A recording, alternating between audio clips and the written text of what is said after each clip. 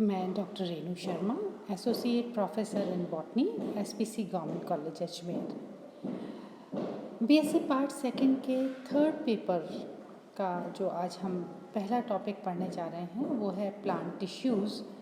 पिछले लेक्चर में हमने बात की थी कि ये जो थर्ड पेपर है आपका, इस थर्ड पेपर का सिलेबस क्या है, और साथ ही मैंने थोड़ा ब्रीफ में आपको बताया था कि ये मॉड्यूलर टाइप ऑफ ग्रोथ क्या होती है। तो प्लांट का जो यूनिक फीचर है that is modular type of growth, जिसमें प्लांट की जो ग्रोथ होती है वो मॉड्यूल्स के द्वारा होती है, चाहे वो अबव ग्राउंड ग्रोथ हो चाहे वो बिलो ग्राउंड ग्रोथ हो, यानी शूट की ग्रोथ हो या रूट की ग्रोथ जो होती है उसमें मॉड्यूल्स विकसित होते हैं, और उन मॉड्यूल्स के रिपीटेड अरेंजमेंट से जो ग्रोथ होती है या वृद्धि होती है प्लांट की, उसे मॉड्यूलर टाइप ऑफ ग्रोथ कहते हैं। मॉड्यूल के बारे में साथ में मैंने आपको बताया था कि जो शूट का जो मॉड्यूल है या अबव ग्राउंड पार्ट का जो प्लांट का मॉड्यूल होता है, उसमें part of the stem, main stem that bears leaves along with axillary bud. तो ये जो है this is the module of the above ground part of the plant. और बिलो ग्राउंड पार्ट का जो मॉड्यूल है उसके अंदर part of the root that bears lateral root, ये बिलो ग्राउंड पार्ट का मॉड्यूल है।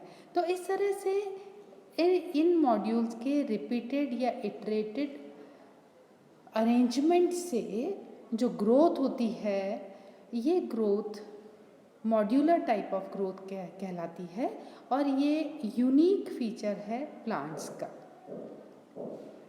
इसके बाद हम आज बात करने जा रहे हैं प्लांट टिश्यूज़ की, जो कि प्लांट एनाटॉमी में आता है। और एनाटॉमी के बारे में मैंने आपको बताया था कि साइंस की ये वो ब्रांच है जिसके अंदर हम सेक्शन कटिंग टेक्निक के द्वारा किसी प्लांट के इंटरनल स्ट्रक्चर का एक विस्तृत अध्ययन करते हैं। तो ये कहलाती है प्लांट एनाटॉमी। और इसके अंदर हम पढ़ते हैं टिश्यूज़ के बारे में। टिश्यूज़ क्या होते हैं ये आज हम देखेंगे। तो जो प्लांट टिश्यूज़ होते हैं ये उन कोशिकाओं का समूह होता है जिनका की ओरिजिन, यानी जिनकी की उत्पत्ति, जिनकी संरचना या स्ट्रक्चर एंड जिनका कार्य या फंक्शन एक समान होता है, उन्हें हम इस तरह की कोशिकाओं के समूह को हम कहते हैं प्लांट टिश्यू या पादप उत्तक, यानी ग्रुप्स और mass of cells that are similar in origin, structure and function form a tissue. और प्लांट्स के अंदर जो टिश्यूज़ होते हैं, जो प्लांट्स होते हैं, वो वेजिटेटिव और रिप्रोडक्टिव दोनों तरह के टिश्यूज़ से मिल कर के बने होते हैं। ये टिश्यूज़ कई प्रकार के हो सकते हैं। फॉर एग्ज़ाम्पल, अगर वो एसिमिलेशन का काम कर रहे हैं, फोटोसिंथेटिक हैं, तो वो एसिमिलेटरी टिश्यू कहलाएंगे। अगर वो स्टोरेज का काम कर रहे हैं तो वो स्टोरेज टिश्यू कहलाएंगे। तो इस तरह से टिश्यूज़ कई प्रकार के होते हैं। तो यहाँ पर जो प्लांट टिश्यूज़ होते हैं जनरली उनको 3 तरह में वर्गीकृत किया गया है। There are 3 types of plant tissues, और वो 3 टाइप्स ऑफ प्लांट टिश्यूज़ जो हैं उसमें सबसे पहला टिश्यू जो है, जिन्हें हम मेरिस्टम्स कहते हैं या मेरिस्टमेटिक टिश्यू या विभज्योतकी उत्तक कहते हैं। दूसरा टिश्यू है परमानेंट टिश्यू या स्थायी उत्तक, और तीसरा है सिक्रीटरी टिश्यू या स्त्रावी उत्तक। ओके, तो हम बात करेंगे सबसे पहले मेरिस्टम्स की या मेरिस्टमेटिक टिश्यू की। आपने देखा है जो प्लांट जो होता है वो वृद्धि जो करता है वो विभज्योतक उत्तक के द्वारा उसमें वृद्धि होती है, यानी पौधे के शीर्ष के ऊपर जो कोशिकाओं का समूह होता है, पौधे के शीर्ष पे, चाहे वो प्रारोह शीर्ष हो या शूट एपेक्स हो या मूल शीर्ष हो या रूट एपेक्स हो, उसके ऊपर जो कोशिकाओं का समूह होता है, वो कोशिकाओं का समूह विभज्योतक ऊतक कहलाता है। और इन विभज्योतक ऊतक की क्या खास बात होती है, ये विभज्योतक ऊतक जो होते हैं, इनकी कोशिकाएं लिविंग होती है और इमेच्योर सेल्स होती हैं। ये कोशिकाएं कैसी होती हैं? इमेच्योर होती है and they are capable of undergoing cell division. यहाँ पर you can see meristematic tissue are group of immature cells that are capable of undergoing cell division. यानी इनकी खास बात है कि ये सेल्स जो हैं इमेच्योर सेल्स हैं और इनमें लगातार क्या होता है? सेल डिवीज़न होता रहता है। तो यहाँ पर जो शब्द या टर्म जो इस्तेमाल की गई है मेरिस्टम, ये एक ग्रीक शब्द है मेरिस्टोस, जिससे ये टर्म लिया गया है मेरिस्टोस। मेरिस्टोस इसका मतलब है विच मीन्स डिविजिबल और हैविंग सेल डिवीज़न एक्टिविटी, यानी जो हमेशा डिवाइड होती रहती है, डिविजिबल स्टेट में रहती है, और या जो जिनमें सेल डिवीज़न एक्टिविटी होती रहती है। तो यहाँ पर इसके जो शब्द जो जिससे ये टर्म बनी है मेरिस्टम, उससे आपको समझ में आ रहा है कि ये कोशिकाएं लगातार विभाजित होती रहती है और नई कोशिकाएं प्रोड्यूस करती रहती है। और ये जो टर्म है meristem, it was coined bye नागेली in the year 1858। नागेली ने इस टर्म को सबसे पहले इस्तेमाल किया था।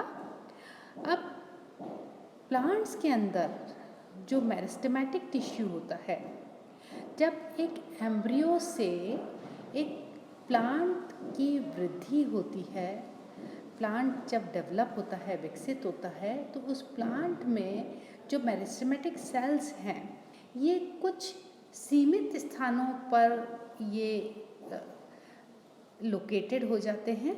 और वो सीमित स्थान जनरली जो होते हैं वो या तो शीर्ष के स्थान होंगे, शीर्ष पे होंगे, या फिर ये जो वेस्क्यूलर बंडल है, उस वेस्क्यूलर बंडल के अंदर जाइलम और फ्लोएम, इनके बीच के अंदर ये मेरिस्टेमेटिक सेल्स पाई जाती हैं।